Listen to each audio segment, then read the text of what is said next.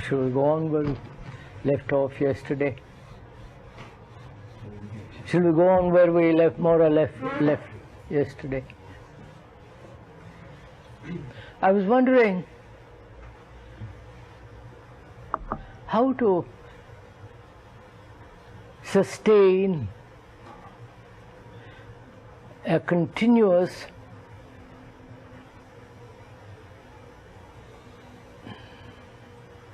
seriousness. Would that, I think we'll come to, if we could go into that a little bit and come back to what we're talking about.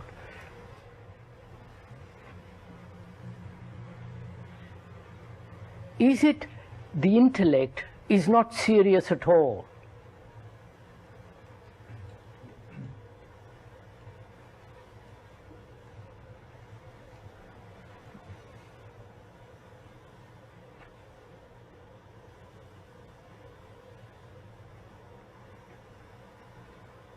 A fragment of our life, which is already fragmented,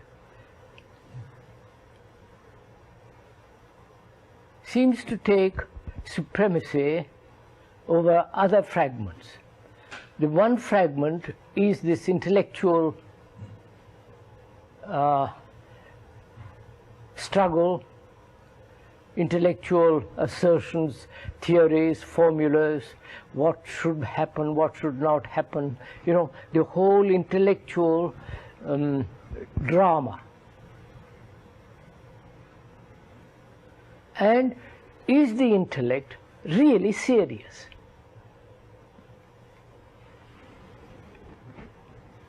Serious in the sense a sustained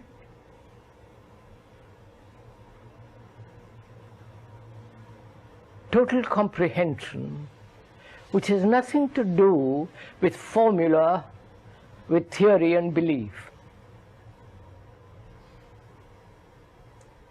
Can the intellect, a fragment, be ever serious?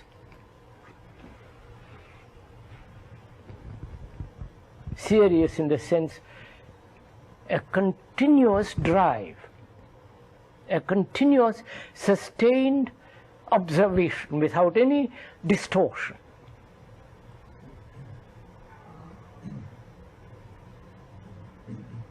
And most of us are intellectually trained in a society that demands the intellectual output rather than a total output of the human being. I don't know if I'm conveying anything.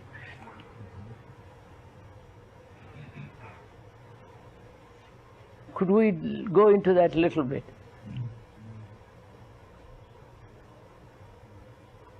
Why has this happened?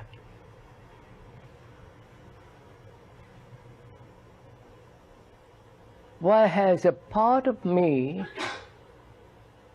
has become so supreme, dictating how the body should behave,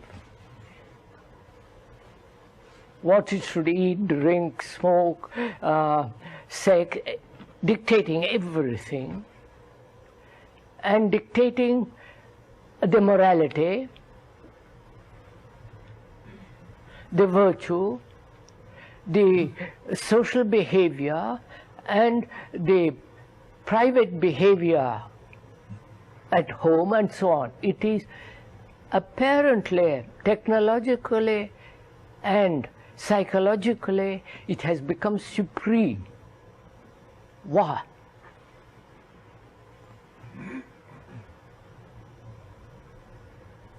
Why has one part of this whole structure, which is the me, why has that become important?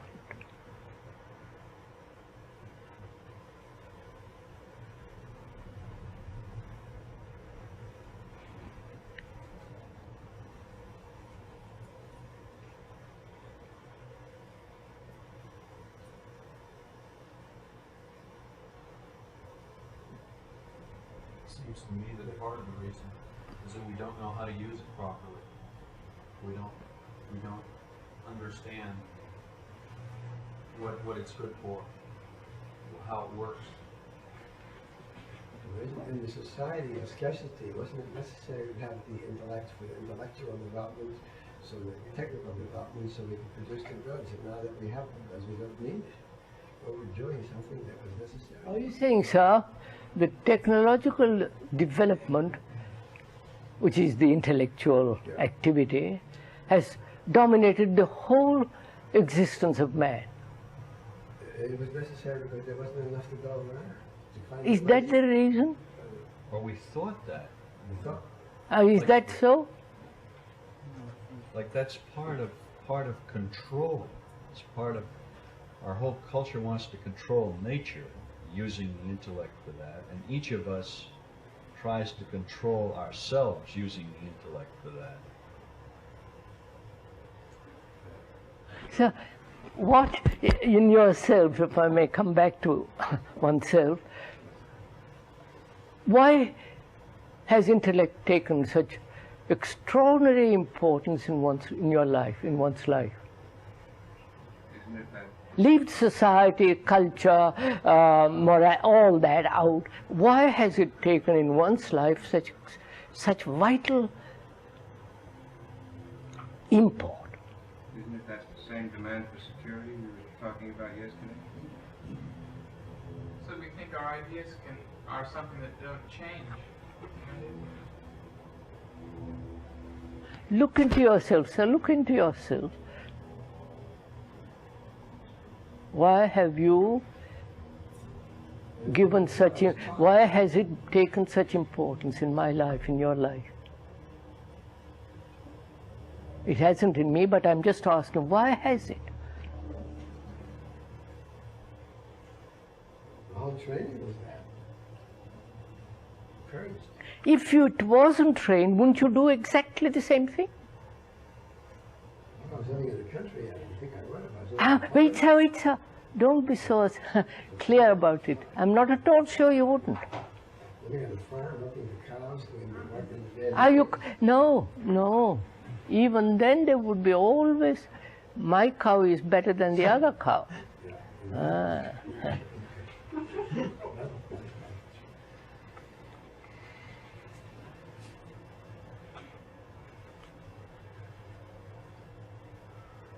That's comparison then.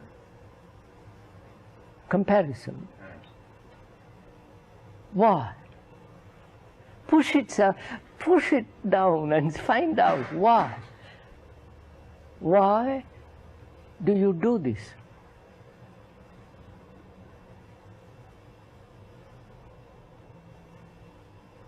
You understand, sir, what is implied in this? The whole hierarchical outlook of life, on life. The better, the higher, the nobler.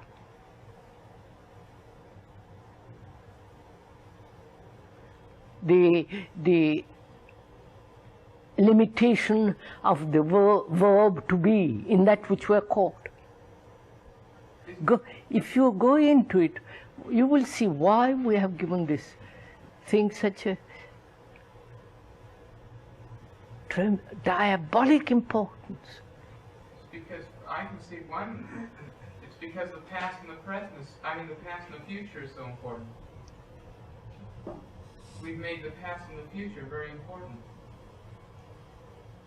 What will happen and what did happen. In a way, that's why we compare. I want. Doesn't matter right now if you have a better cow. It's because what the whole image presents, what happened in the past and what's going to happen in the future. So in order to see what you mean when you say that we live in the intellect, could you perhaps say what else there is to live in? No. Because you say we live in the intellect. I think that it may not be clear for us just what that means. That means, sir, it's fairly simple. The future, the ideal, the formula, the belief, the whole structure of what should be the utopia, the ideal, the perfect state, the perfect God, the perfect disciple, the perfect master, the perfect, you follow? The control you were talking about. Yes. The me. Which is that we're living for something. Don't see what is happening, sir, and from that you will find out. Your question of why, I've seen a lot of children.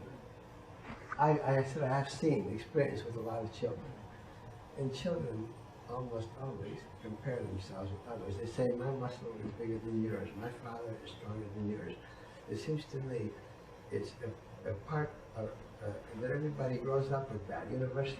And we have to then, through understanding, work it out. I don't see how we can avoid it in the beginning. Dr. Weininger, you live, if I may be a little bit, not being personal, but Yeah. you live in the intellect, don't you? Yes. Why? In what way? In this Ideation. not so much. No, not so much, not at all. You can't have little and not so much. But let us see. Yes. You do live in, we do live in. Why?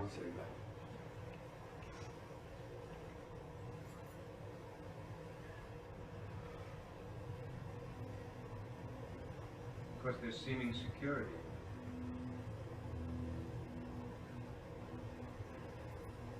Why? We really don't know why. Don't you? I don't think so. We'll find out, we'll find out.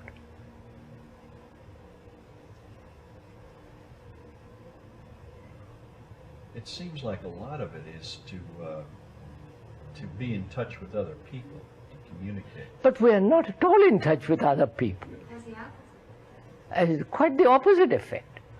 It is an isolating process. I've isolated myself, my image, my formula, my God, my this, and over that I look at somebody else. But still there is the war. When we answer why, it seems every time we say something, we're guessing in a way. We're seeing if what we say actually meets with our own experience. It doesn't seem like we're getting anywhere. Let's watch it, sir. Let's look, go a little bit, sir. You're too verbal, if I may say so. Go slow.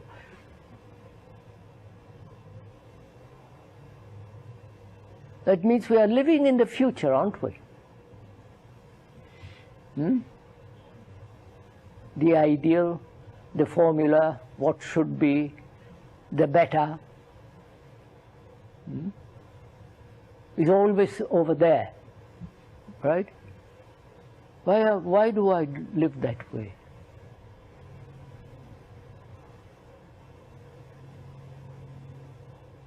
There's certain inner poverty.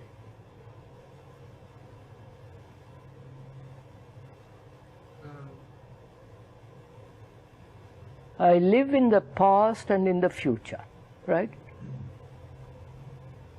I live in my memories, in my imagination, in my hopes, fears. They're always the past, despair, except hope in the future. So living in the past, mustn't it inevitably create a future of idealistic hope?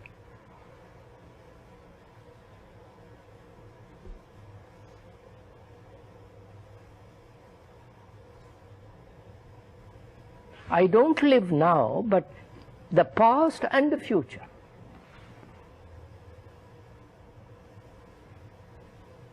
I don't know what it means to live now. I really don't know. So there is the past and the future. Would that be right, sirs? Past and the future, and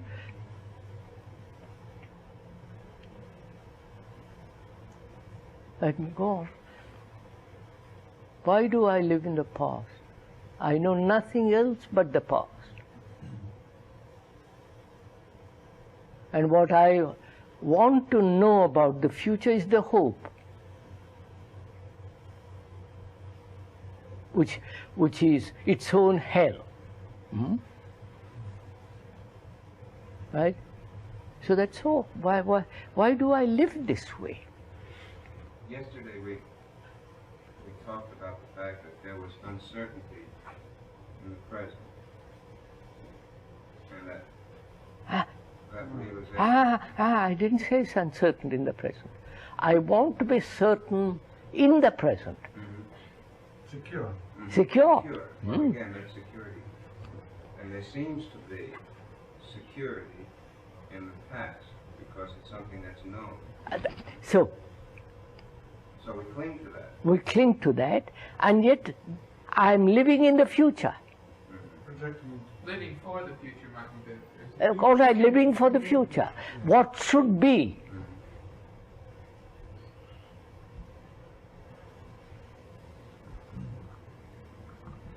So intellect, the function of the intellect apparently is to live in the past as it has acquired knowledge, add to the past through the present, and that's living, that's intellectually operating, functioning, scientifically, technologically, every way.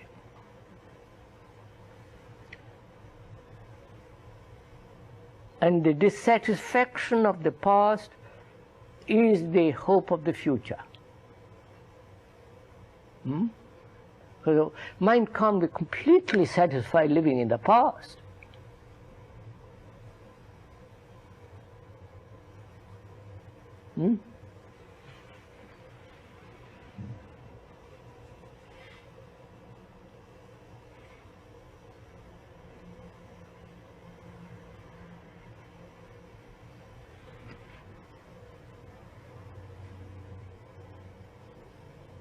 Right? So then what?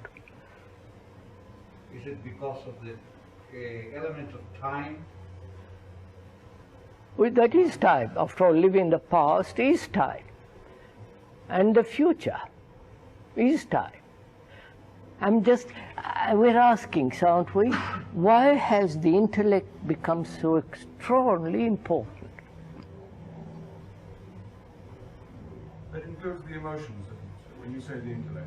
No, it controls the emotions. It says it's good to have good emotions. You follow? A thought, a prejudice is an emotion, a feeling. It's a strong thought. Strong thought. Yes.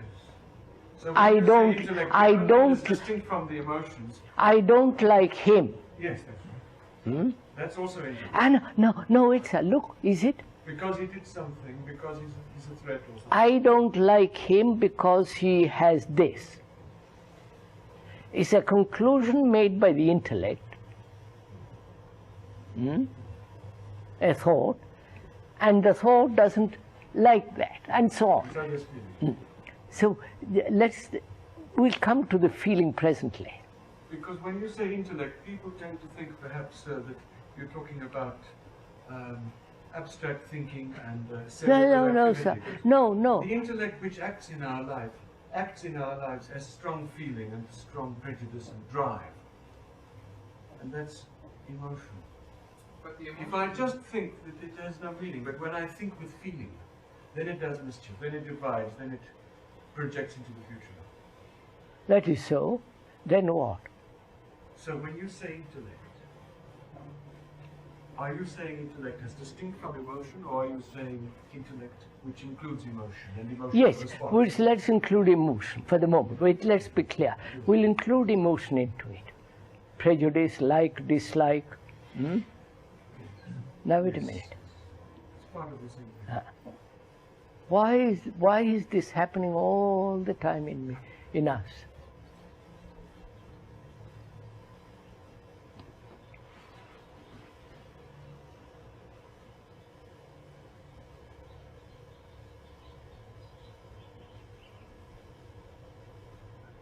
Sir, as the mind biologically must have security, as you mentioned.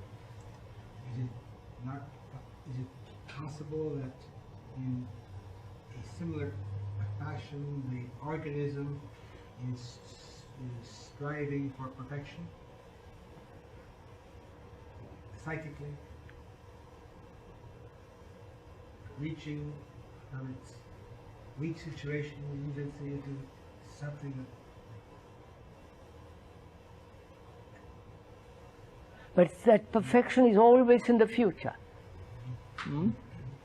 Striving always come to achieve the goal which it has invented.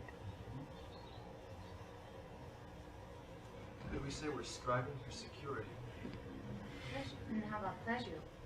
Huh? It seems related to pleasure, I think. Partly. Security.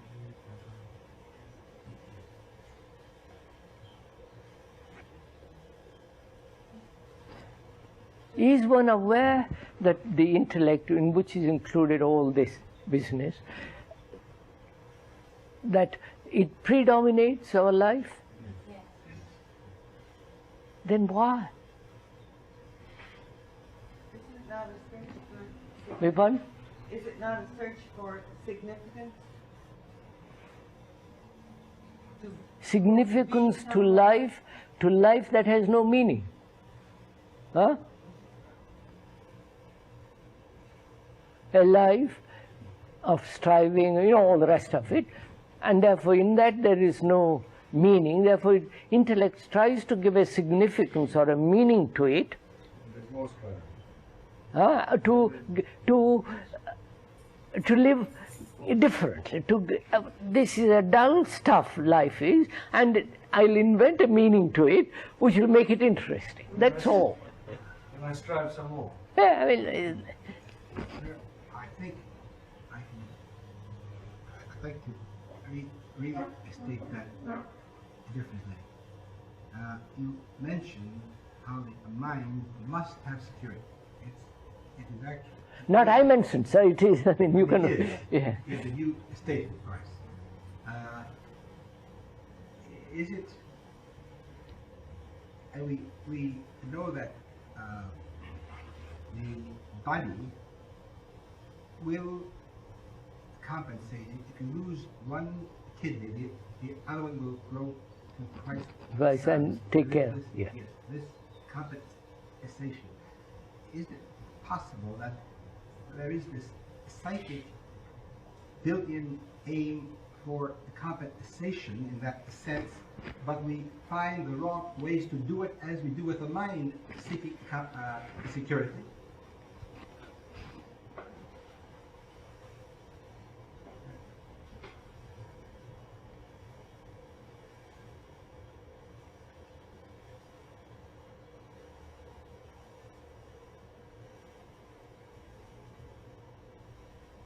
So seeking security and being secure are two different things, aren't they? No. We are seeking security.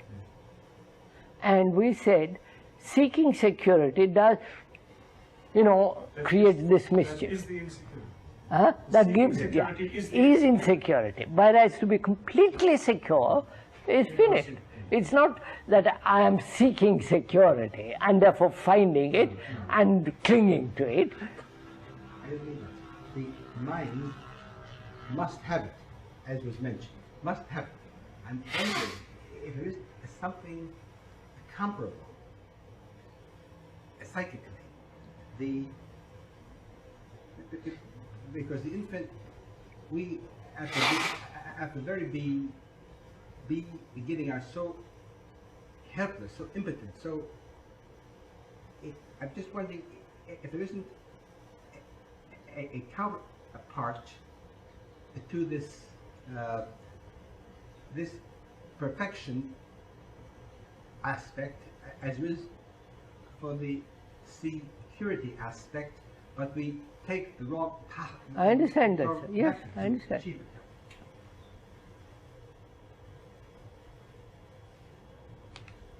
The biologists say that thought developed in evolution based on fear. Fear was the basis for evolutionary development of thought. Fear is itself a thought.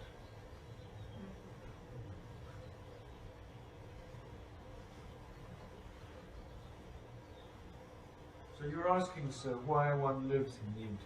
Yes, why does one? And why there is this perpetual struggle and You haven't answered me. But isn't that question itself that it posed a creation of the intellect?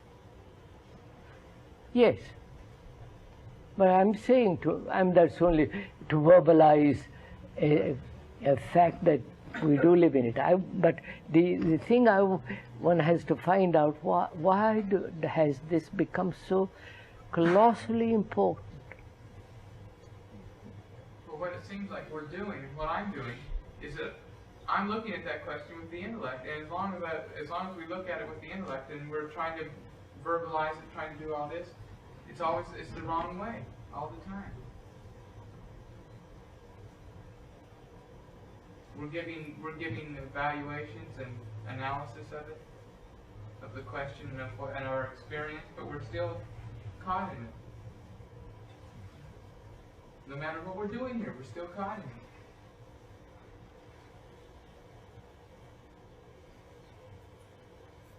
Then, sir, let's look at it down the other way. What is living?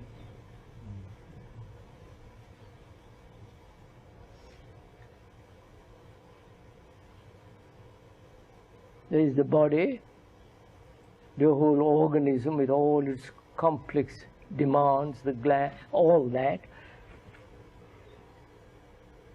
both biological and psychological, the imposition of the psyche on the body, wishing it should be this, it should act this way, and all the emotional nature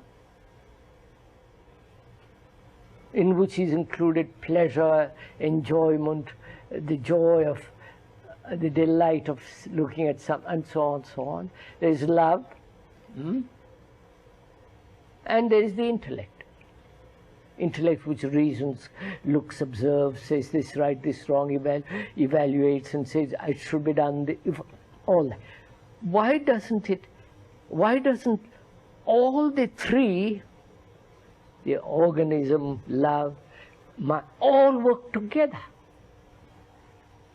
Why this one? Why doesn't the whole thing work harmoniously? You know, like good machines that are ticking over.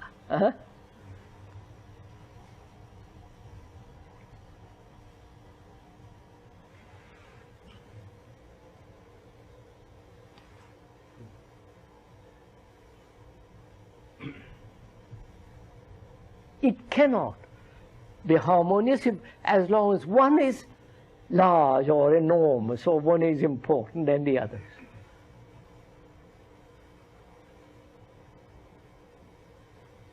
I wonder if the intellect has assumed supremacy because it has conceived security in terms of the past or the future.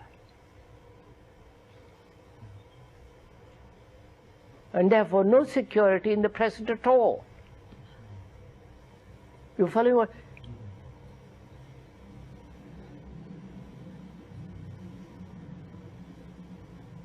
He says, I've had food today, I must have food this evening. So it struggles to have food this evening.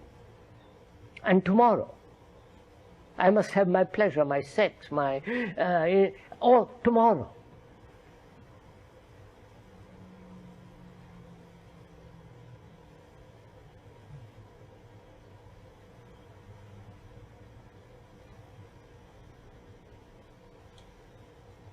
So go on, so let's work it out.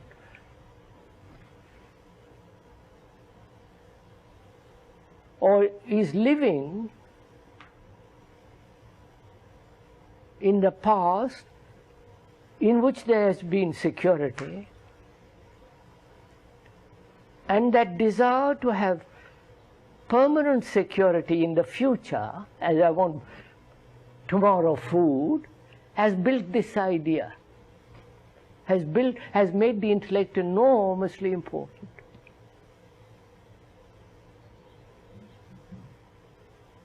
Therefore it dominates love, it dominates the organism, it dominates everything.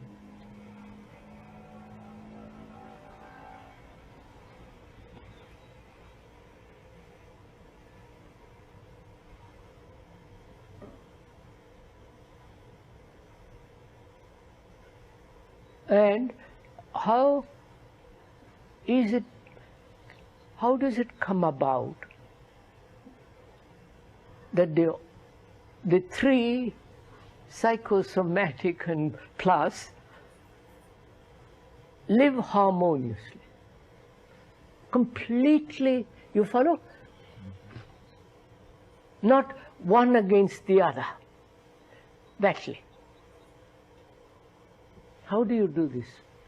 How do you bring this about?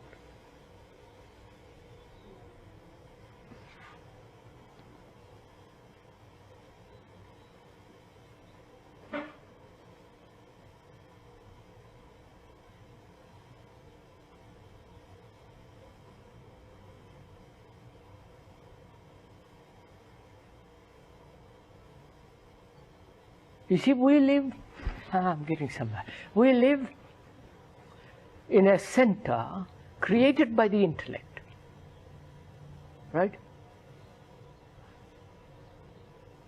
Center of ideas, self-centered movement, which is still the intellect. The center which is self-perpetuating, self-centered activity, that's the center we live in. And that center must break up, as it does, as we see it operating in ourselves. That center is breaking it up all the time. I must live differently, I must be different. You follow? It should not be, this should be. Now, how to break down that center and live in the whole, not in a part. I don't know if I'm making myself.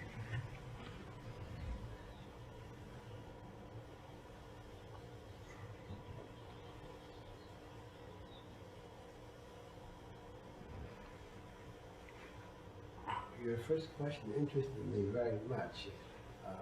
How do you sustain the seriousness? Because most of us here are living in the present right now with you. And then when we leave, the environment seduces us in another direction. And the sustained seriousness that we have here doesn't sustain. Or just this instant. I can see my interest fall and go into other things, and the question drops.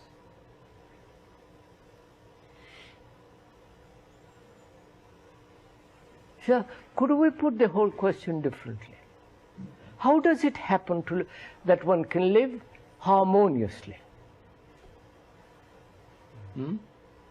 So that one or the other is not overdeveloped, one or the other is not in conflict, but function, live, act as a whole, sane, holy thing.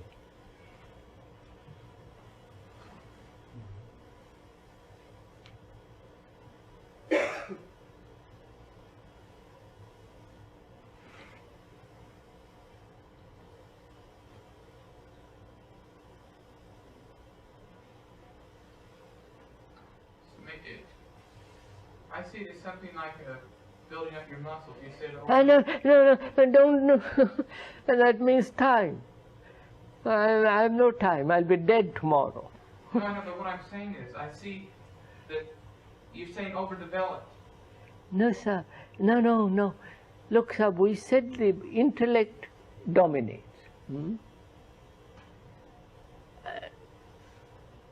Subjugating the affection, physical organ, and so on. I'm asking myself, how does it happen that one can be completely harmonious.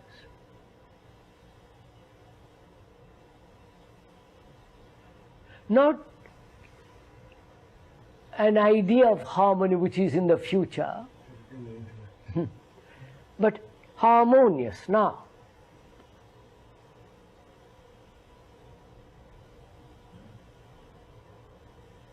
Because from then I can create. You follow? I can write. Everything will come right. We have to quiet this giant muscle, which is intellect. I think you're talking about. This is what I'm saying. I'm Work saying on we're this muscle developing it all the so time. big. We have to stop. We have to No, we have to stop means resistance. Who's going to stop? We have we have to dominate it, we have to put it down. All that is again, you're off. I see one can't do that because that's building it up too. No, I don't, that's not my question anymore. My question is now, how can this harmony take place? Knowing the other thing is overdeveloped.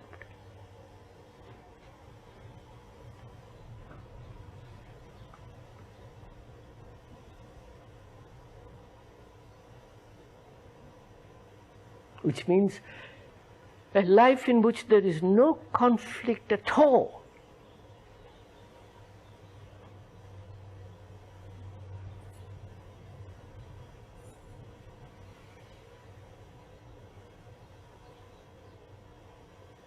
Or conflict, violence, all the rest of it. So how does this happen?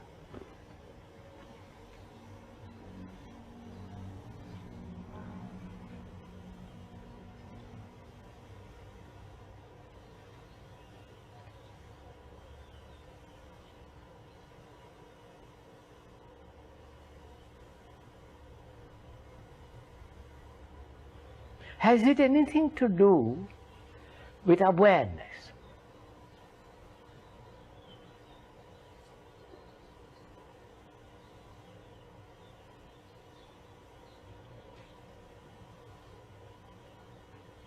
Sir, you believe that it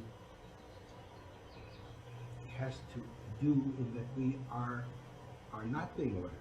No, I'm asking, sir, I'm asking where disharmony, because we live in disharmony.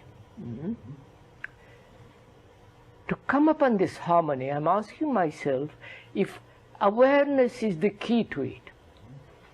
Awareness of the disharmony. Huh? You mean awareness of the disharmony. No, forget. You see, you're all translating immediately to something else. Awareness of disharmony in order to be harmonious. I don't mean that. I'm asking if awareness is the key that brings about naturally harmony. Sir, is awareness an intellectual process? Awareness of what, sir? Because No, the businessman who's I'm going- and cunning is in his way tremendously aware. No, sir. He's got No. the slightest advantage. Isn't it fragment? I want to find out. I'm asking first a question, sir, whether awareness is the key to this. I don't know what awareness is yet. We are going to find out. We're going to explore it. So far one has explored the reason of disorder and disharmony, this supremacy of one or the other, the supremacy of the soma, the body, or the supremacy of the intellect, emotion or the intellect, or the appetite against the intellect, and so on, so on, so on. The battle. And I say to myself, has awareness, you get it? Is the awareness that will bring harmony, that will make everything equal. The function which contains all that and is beyond it. Yeah. I just want to inquire into it.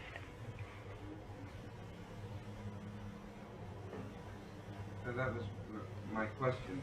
Was related to that. Is an awareness of that nature, of that type, and you say it is not an intellectual process, then what is being aware? We're going to find out, sir. We're going to find out. We're going to find out what it means to be aware. Because if the intellect says, I will calm down, it's a hypocritical thing. I mean, I will just hold myself in, ready to burst at any moment. Also, that's a calculation. And so, you follow? And if the body says, all right, then I have a chance now. You follow? Now I can let off the emotions. So, can we... So what does awareness mean? Why is awareness important in this? You follow, sir? Here I have a problem. I live in disharmony, in disorder. Either the body becomes extraordinarily demanding, vital, and you follow? With its lusts, with its appetites, with its... or the intellect, or the emotions, sentimentality of, And I see that, and I say, now, what is the element that will bring all this into perfect rhythm?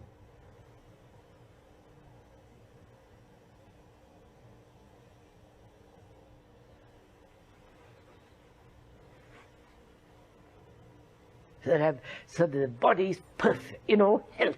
So the emotions are they are real emotions, not invented by the intellect.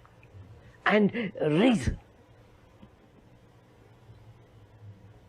Sane, healthy.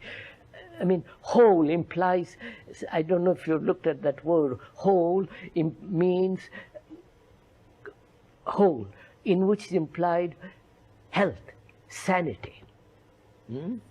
And also whole implies H-O-L-Y, holy.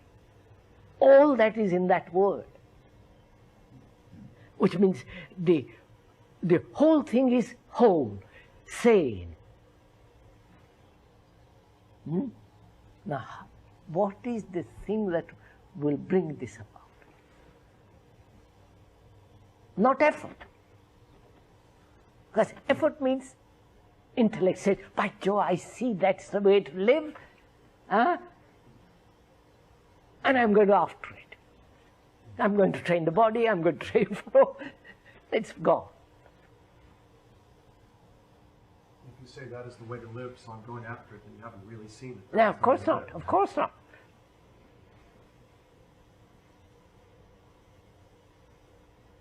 So what is the thing that will make it whole?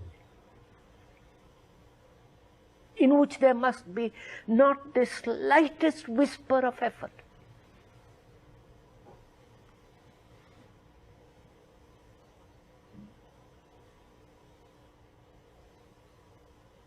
Not the slightest directing. Right, sir? Because the moment is the intellect takes charge.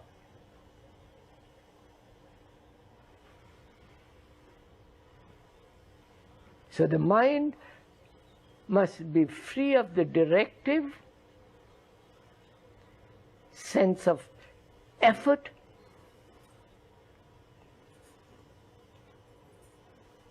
Now, how does this happen?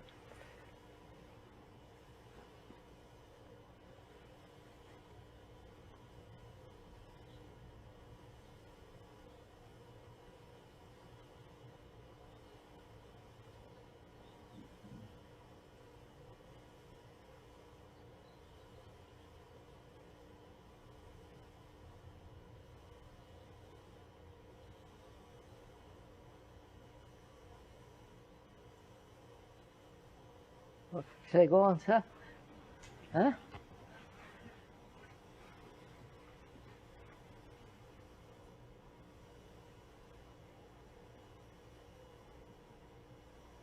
Must this thing come from outside, or must it begin from the inside out? I don't know if I'm using non-technological words, but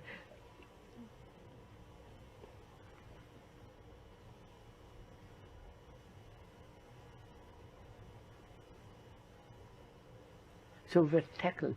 What does awareness mean? Because I think that is the key. I think I may change it, you follow, sir? Because we are exploring together. Therefore, you may find something different. We are together in this. What does it mean? I see this. I see through observation, therefore through experiment, testing, observing the fact, the event, and learning about it, and not make from that, not acquiring knowledge, but merely learning. Because knowledge, when it becomes knowledge, it becomes the intellect, and then it'll guide it. I don't know if you... Can we go on from there? Could you repeat that again?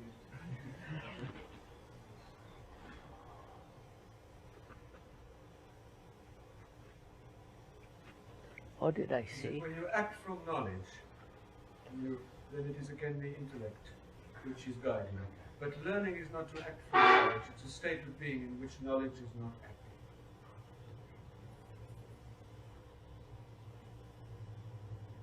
I see, one observes the fact, the intellect dominates, the other two play a second fiddle. Now, harmony means functioning together as a whole, not as fragments. Now, the mind sees this, sees how it is broken up. Right? How does it see it?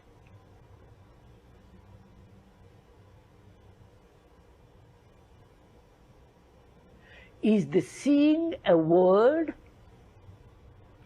Or accumulated knowledge? Wait, no, a word. That is, I must see this thing. Or do I, by the very fact of this dialogue, it is exposed, and I see it as I see it in a map. The three operating in contradiction with each other, one dominate, and so on. Now, how do I see it?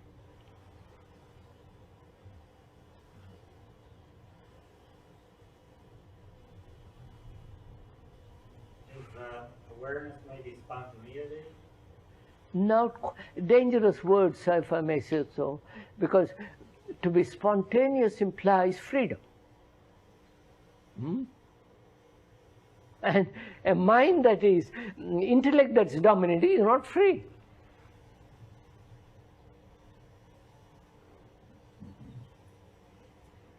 So I'm just, how do I see this? How does the mind see this thing? See this fragmentation. One fragment supremely important, the rest are minor. How does, when we use see, how do you see it, sir? You see these three fragments, one little taller than the rest. And when you say, I understand that, what do you mean by that? Is it a verbal understanding?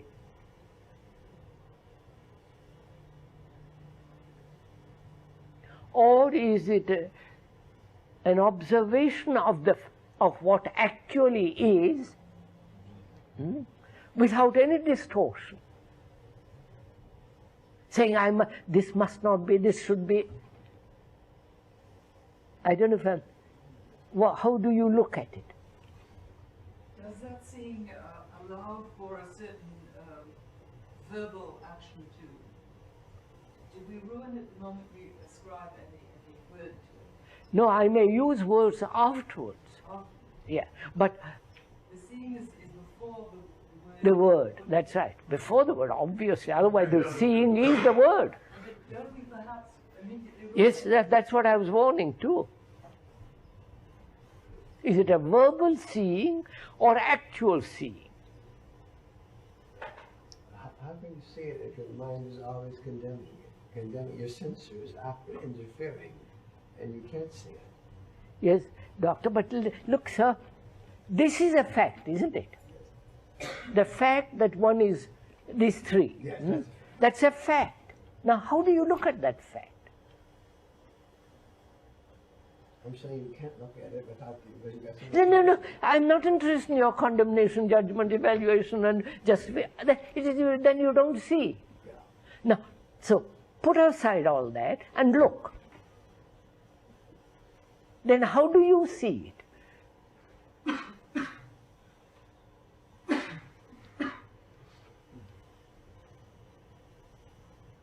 it? If you put that out, if you put justification, condemnation, all the rest of it, aren't you looking harmoniously? And then, no sir, no sir, no sir. Do go slow.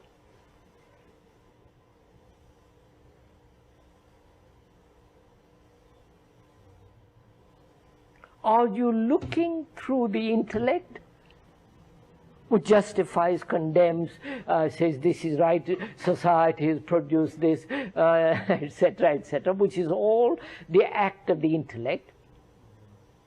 And when you put aside justification, condemnation, and all that, how do you look at it?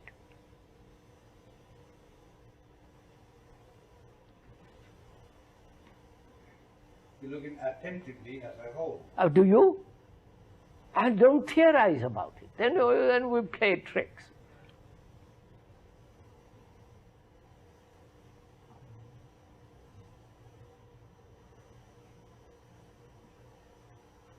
Can you look at this table, sir, without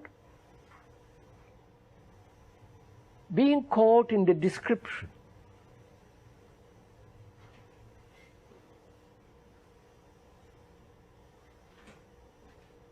Because the description is not the table, right? Can you look at it without the word? Saying it's a marble, I like it, I don't like it, strange painting, and all the rest of it, go through it. How ugly, how beautiful, how, etc. Just to observe. And even observe without looking at a table. No. How can I observe without looking? Then you are looking at the idea of a table.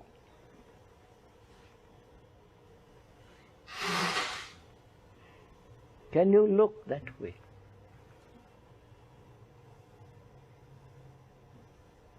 And when you do look that way, don't you see the whole of it, not just what you think it should be?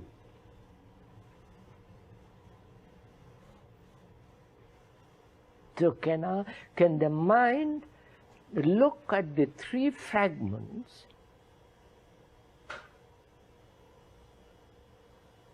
without the word,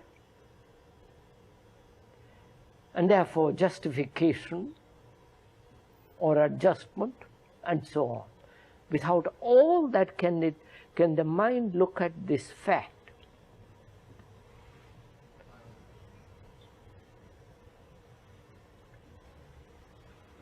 You want 5 minutes rest.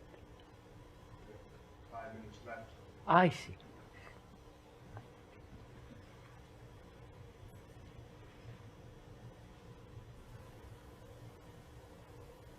It has to become quiet.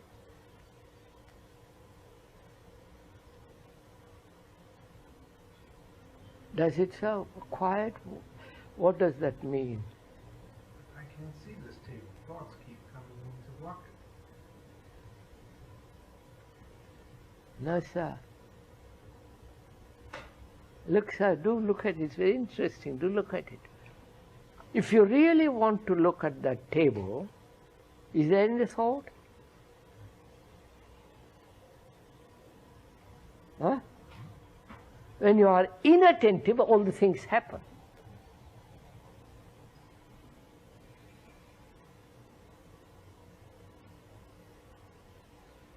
Therefore, awareness and attention is the factor of harmony. I don't know if you're... If I don't look, if the mind doesn't look, if the mind looks with any distortion, which is of effort, judgment, etc., etc., then the observation is distorted, disharmonious, not harmonious. Now, to look at it with harmony is to look at these fragments without any distortion, prejudice, want, must not, all the rest of it. And doesn't that itself create silence? And not the mind must become silent, but that itself. If I want to look at that tree or that sunset or those lovely hills, I look. And that very look wipes away everything else. Are you saying we're not interested in looking? No. Then you will say, how am I to have the interest? We're caught in a trap then. But to see the fact that we live in disharmony, to see how this disharmony, this disorder has come into being of the intellect and so on, just to see it.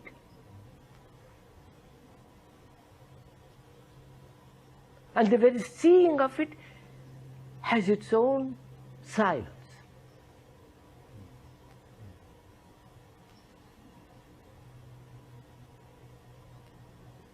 Because if there is a noise, I can't look at those mountains. The very looking at those mountains is bringing about its own silence.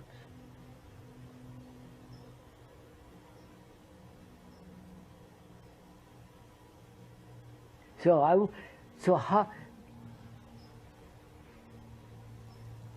how do you look? Through the intellect?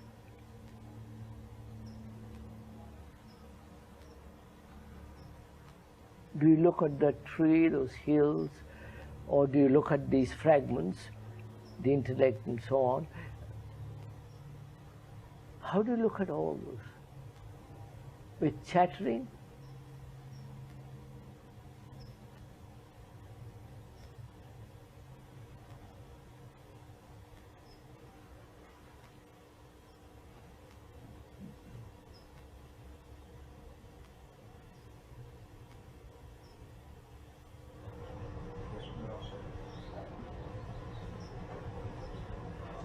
Can we look at this question in another way?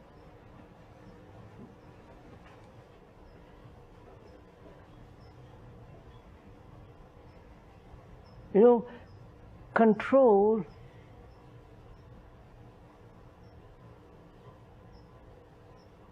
has apparently become extraordinarily important. Because they say you must have, the body must be completely controlled. Your mind must be completely held so that it doesn't wander off. And your emotions and everything must be trained. So meditation implies to sit, make the body sit completely quiet. That's the beginning of it. And to make that body completely quiet, train it by being aware of every movement of the body. Right? I don't know if you've ever gone into all this. Watch your body move, or make the body move, the toe, the ankle, the knee, the hip, and so on. Gradually watch it. You follow, sir? So out of this watching, the body becomes extraordinarily held. I don't know if, have you ever played with this kind of stuff?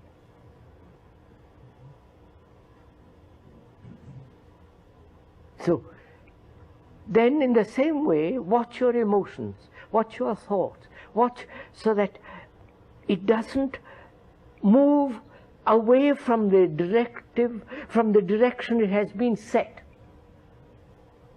which is, I must think of God. I'm using the word God or an ideal or some phrase or something or other. Jesus, the Buddha, what it is. So that there is, your mind is held in that line, in that groove. So the control has been imposed on this. And we have accepted this as the way of leading a very straight, orderly life. That is very disorder. That itself is disorder.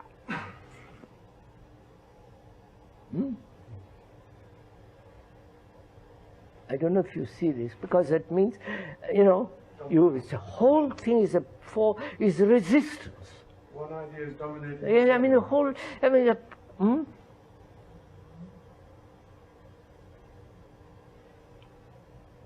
We are saying, don't do that. That's all wrong.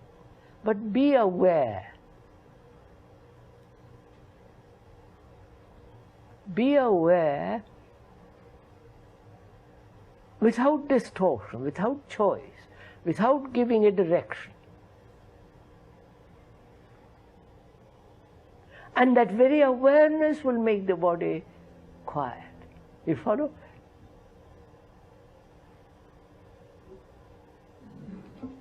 Not the other way.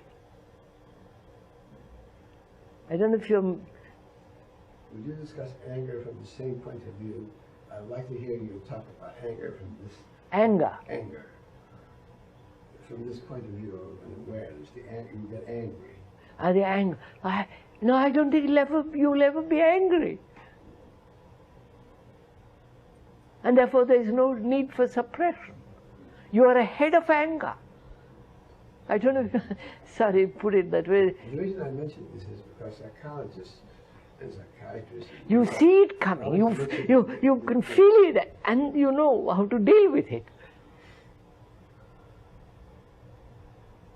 We know how to deal with it after it happens. Awareness is to see it arise and deal with it and soften it down as it happens.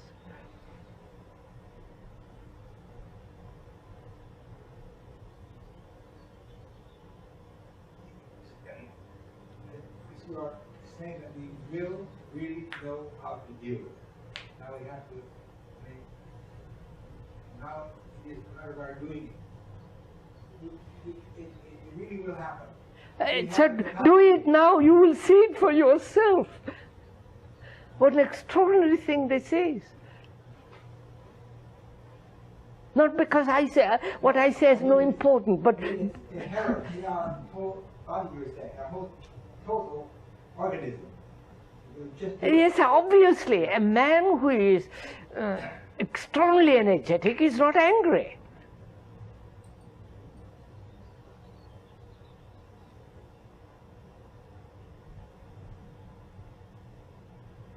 A man who's got this sense of complete harm, complete security, what the hell, sorry.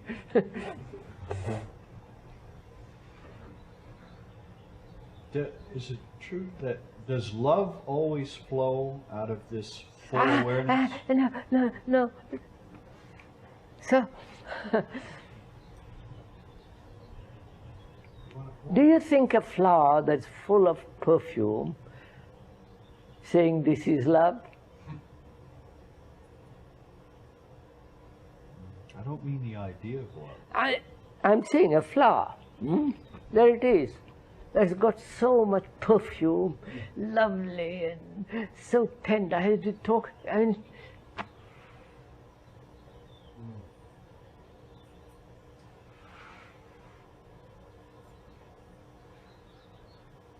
intellect says love must be personal, impersonal, godly, noble, fine, this, that, and make a nice mess of it.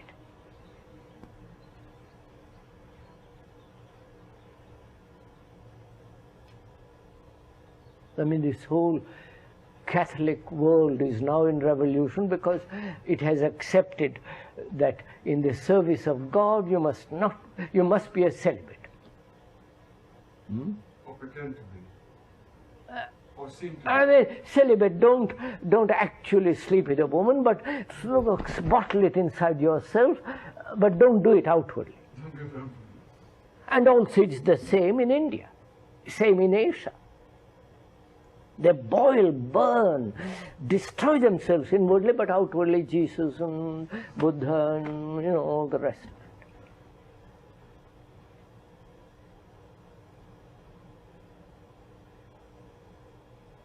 So we are saying, seeing all this phenomenon, a harmonious life is only possible in the observation of the fact, the event, and looking at it, and nothing else. How you look matters, not what you look at. I don't know.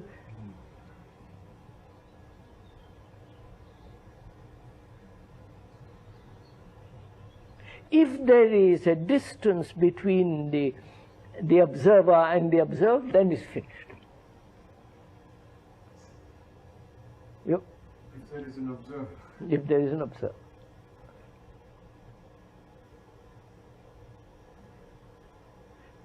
The flower with perfume doesn't say, this is love, this is beauty, this I am full of this, I am full of that. It is that.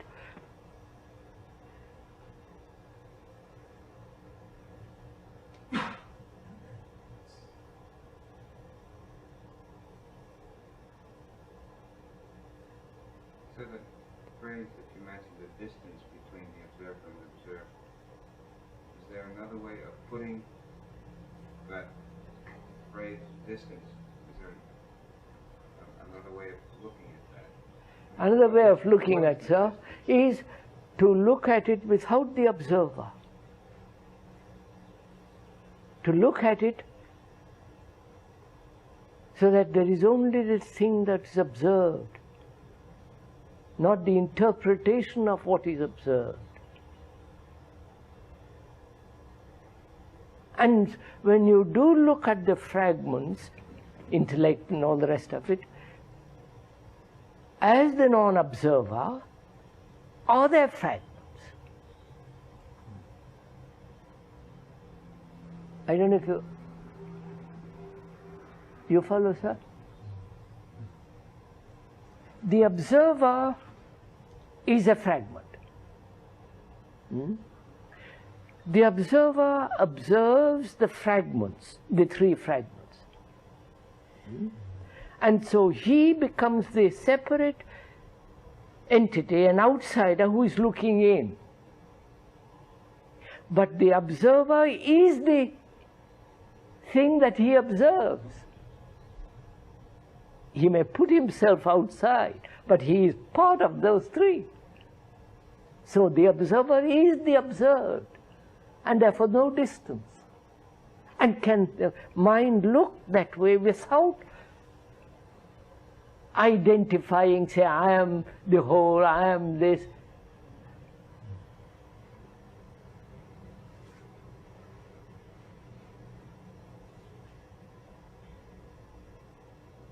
So look, another extraordinary thing takes place when you look. To look, as we generally do, as the observer and the observed, that has created its own discipline.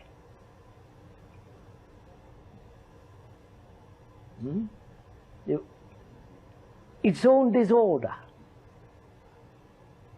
But to look without the observer requires and discipline in the sense of tremendous learning to look.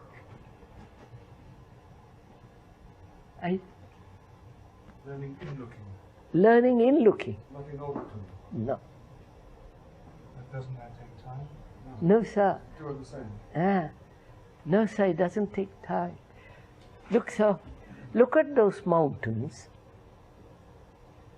without the observer. Just look, sir, and see what takes place.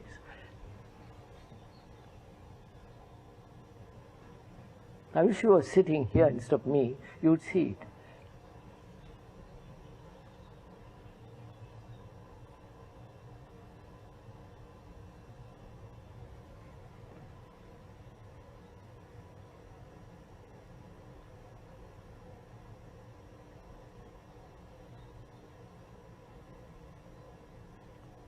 So that's really quite, to look without the image. You follow, sir? That's what it means. To look at my wife, husband, the hills, the trees, the birds, the whole movement of this beauty without the image.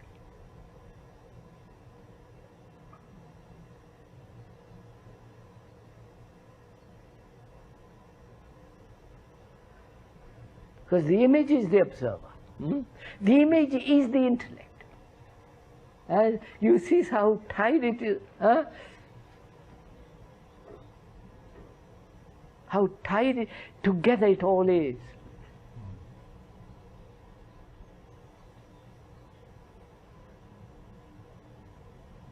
So one has to take the whole of it or not at all.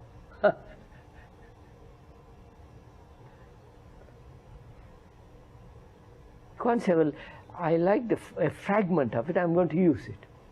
Then you're going to destroy the whole thing.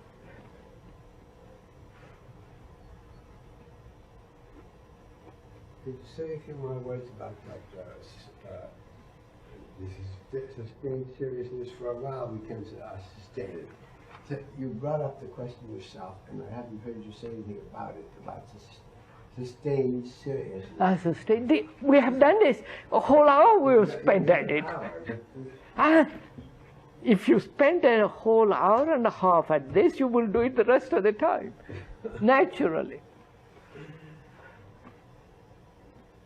Including going to the cinema.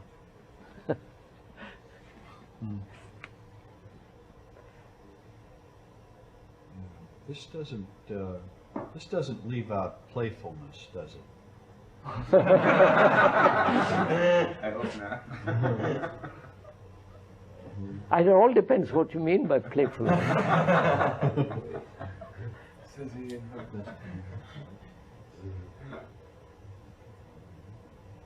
So that means enjoyment is something entirely different. Joy is entirely different from pleasure. Yeah. No. I think there's some kind of a connotation to the word seriousness that. Of course. What time is it, sir? 12:30.